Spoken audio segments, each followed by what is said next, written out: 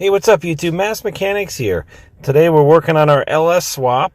So we're going to go from it looking like this to looking like this. So let's get after it and I'll show you some of the journey it took it to get it ready for this swap car. And yes, it is a C3 Corvette it's going in and it will be a lot of fun.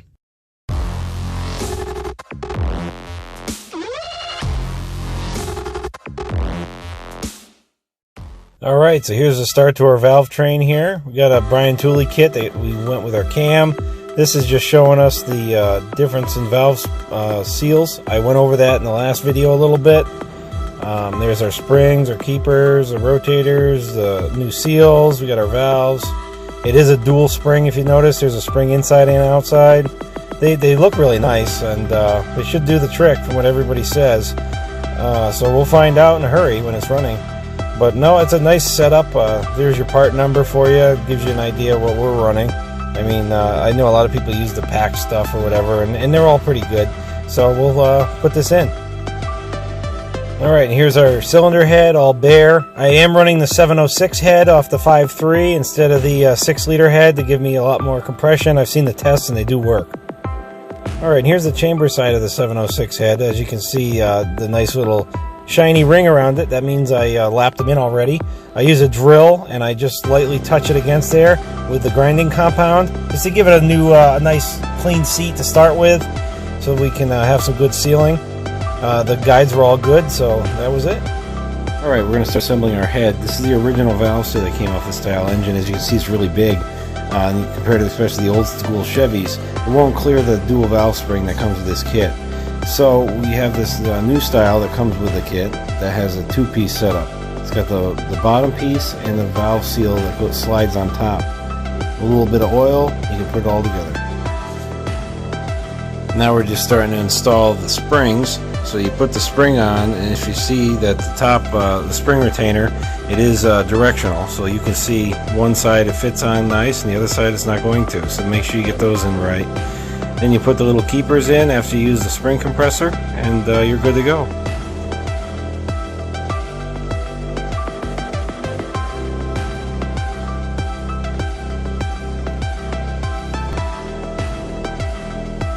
Definitely stubborn.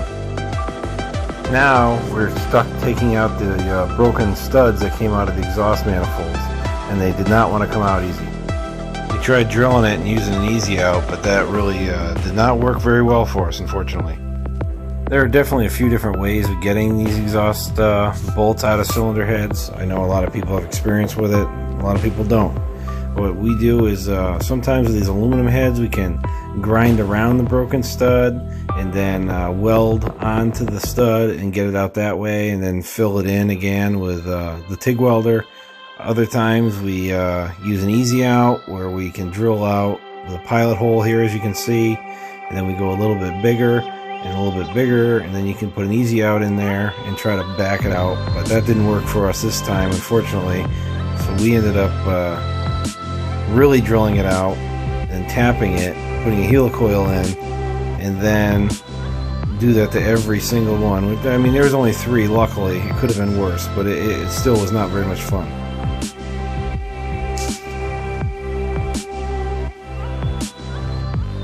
Well, here you can see us trying to do it with the easy out, and I'll tell you, it really didn't even budge. And if you break those things inside, that carbide steel is really hard to get out. So after the easy outs weren't doing it, we just drilled it out a little bit bigger, and this is us running the tap through it to get it ready to run in those helicoils we were talking about. And you just got to get in a good tap that's set up for the helicoil. Make sure you get on the match, and then should be good. We've had great luck with helicoils. I know they have a bad rap sometimes, but if they're installed correctly, you should be fine. Alright, now that's all tapped out, we like to run the big drill like that just to give it a nice radius on the entrance to the hole, so that way it doesn't have an issue with the threads hitting it and getting stuck with headers and all that kind of stuff. This makes it easier, so you don't have to worry about it. So we throw a little bit of Never Sees on the helicoil and run it in. You install a helicoil like that, there's a little tab that hangs down. You just take a screwdriver and knock it down. That way you can run the bolt all the way through.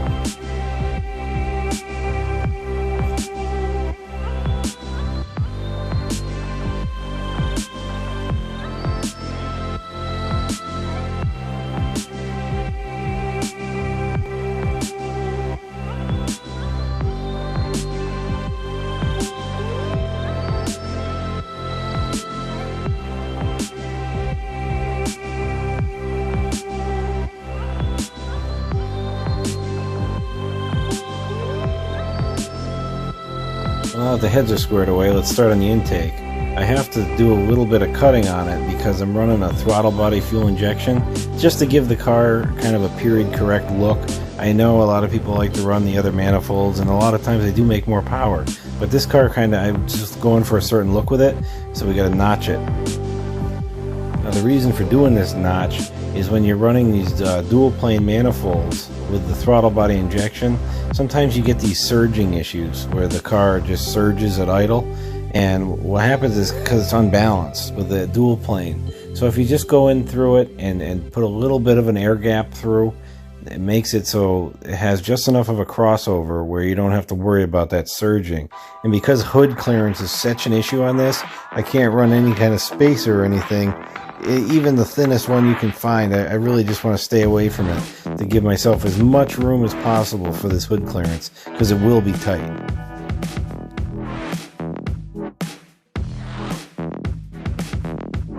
Alright, well the rough cut is done, so now I'm just going over it real quick with a carbide burr just to try to get rid of all the mess and level it out a little bit and make it look good.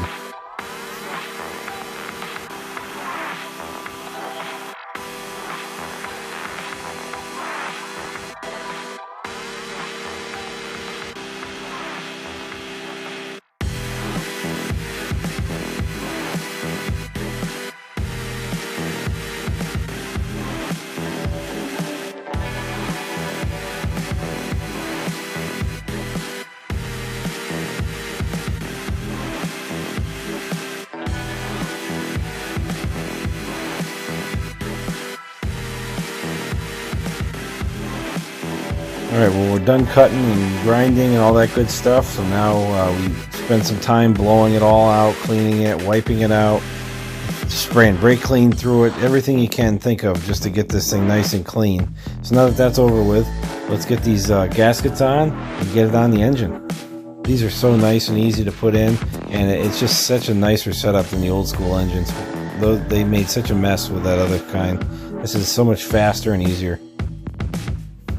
Well, this is when I started doing my engine build. I had a nice setup here, laid everything out. I got the pistons and rods on another table, but this is where our camera decided to lose a whole bunch of footage of me actually building the engine, unfortunately, which really stinks.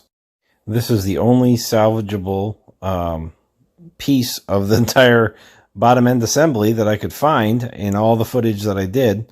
Unfortunately, I'm sorry about that, guys. But as you can see, the crank is in already. It's got all the new bolts and everything in there, new bearings. The crank was cut 10 and 10, so we had to run a little different bearing, but it wasn't a big deal. It was something you got to do with an engine that's seen weather, unfortunately.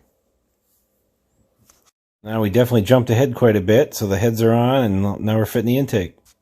Well, now you can see how easy it is to get these intakes on. They're a real cake, especially when you buy a manifold like this. I had this one for quite some time, sitting on a shelf. I never used it, and now's a good time, I guess. But yeah, they come with the bolts, come with the gaskets. Easy, just line everything up and bolt it on. You don't have to worry about coolant. You don't have to worry about oil. It's definitely a nice change from the old stuff, I can tell you that. Now I got the. Now I'm just running the bolts in nice and gentle, and then I run the inch-pound torque wrench. I can't remember what the spec was, but it comes with it. It tells you exactly where to do it. Nice and easy, just like anything else. At this point in the game, I'd already torqued everything so many times. I've gotten pretty used to using the torque wrench, so it wasn't that big of a deal.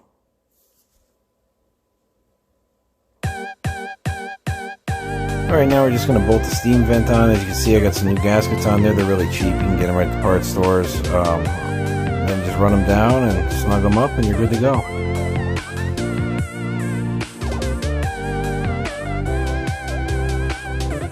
Alright, here are the push rods with the kit. They're pretty nice pieces, I think. They are one piece, hardened. That way they can take a little more spring pressure than the original ones without having to worry about them bending as easily or breaking. Also, when you get new push rods, I always like to check them just to make sure that there's nothing in them from when they make them, machine them. Sometimes you can always get sediment or debris in there. Just make sure they're all clear. Put a little assembly lube on the ends of them. That's what I like to do, just so there's not so much wear in the initial startup. Alright, now we're on to the rocker arm assemblies. As you can see, they're pretty good. I did spend quite a bit of time on these things, cleaning them, just to make sure there's no gunk on them, no debris. When you take stuff out of the junkyard and things, and like an engine like this that's been sitting in this nasty old truck, you can always get some nasty debris that gets on them, especially when you're taking it apart. So just make sure they're really well cleaned. I use some solvent, and then I dip them in oil when I'm done and work the trunnion back and forth just to make sure that they're really well lubricated. And you want to make sure that's good on the initial startup. You don't tear anything up or really do any excessive wear for no reason.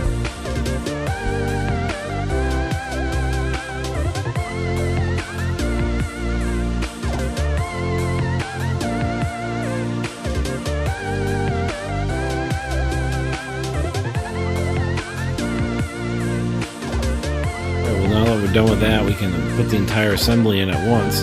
Just got to spend a little bit of time lining up all the push rods, getting every single bolt started. That way you don't have to worry about having anything cross-threaded, and everything lines up nice. It's pretty simple, straightforward. And then once you get that lined up and everything started, take a little bit of assembly lube, and I like to put it on the top of each valve just to make sure that there's no, again, excessive wear on startup, because it can be a pretty abusive time in an engine, so you want to make sure it's safe. Well, now that everything's lined up, I can torque these guys down.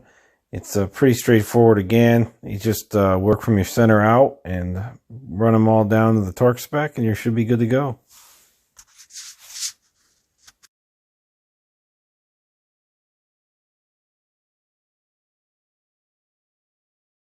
Alright, now we can move on to getting the covers on. We put a new gasket in there. I cleaned that channel out really good, made sure there's no oil in there, replaced the gaskets on each one of those little bolts. That can be a little bit stubborn, but they're not that bad. You just got to take your time with it and use a little bit of force, but they come in and out. Anyways, I got that all straightened out, so I'm running those bolts down and move on to the other side. Alright, well I got that other side done. Now I'm just torquing this side down the same way and putting the coil packs on, getting everything lined up and ready to go.